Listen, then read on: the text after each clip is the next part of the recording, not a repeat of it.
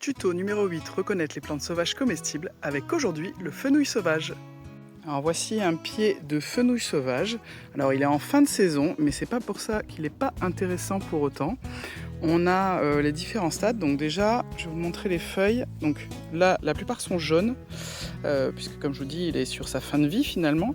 Mais on a, si vous l'aviez pris un peu plus tôt, vous auriez ces feuilles qui sont encore bien vertes, vous voyez, qu'on peut utiliser en cuisine, qui sont très finement découpées. On a vraiment quelque chose d'extrêmement fin. On a ici à ce stade des fleurs, donc vous voyez les ombelles qui vont avoir des fleurs jaunes, comme là, voilà, typiquement là on est sur une ombelle de fenouil sauvage, mais on va également avoir d'autres ombelles qui sont à un stade plus avancé. Donc là ici vous voyez il y a une partie des graines qui sont tombées, mais pas toutes. Et là vous allez pouvoir tout à fait récolter les petites graines. Alors bon, normalement il faut quelque chose pour les récolter bien entendu, mais vous voyez là j'essaye d'en faire tomber sur ma main.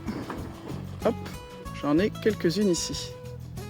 Alors ce fenouil sauvage, qu'est-ce qu'on va pouvoir en faire en cuisine? Eh bien plusieurs choses, parce que finalement c'est notre aneth locale, puisque l'aneth, il faut savoir qu'en France il pousse de manière cultivée.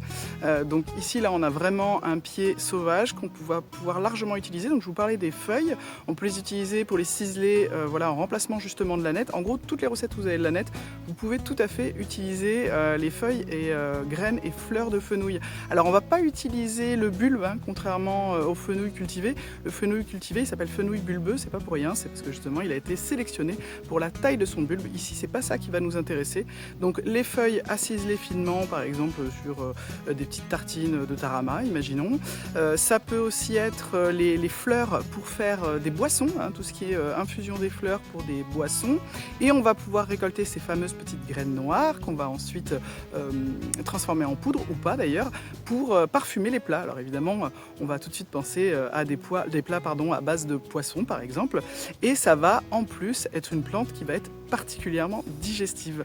Donc voilà, donc c'est une chouette plante très aromatique et à récolter typiquement en ce moment et bien avant, puisque elle faisait des feuilles qui étaient très intéressantes et très aromatiques également. Voilà, je vous dis à très bientôt pour plus de vidéos. Bye bye.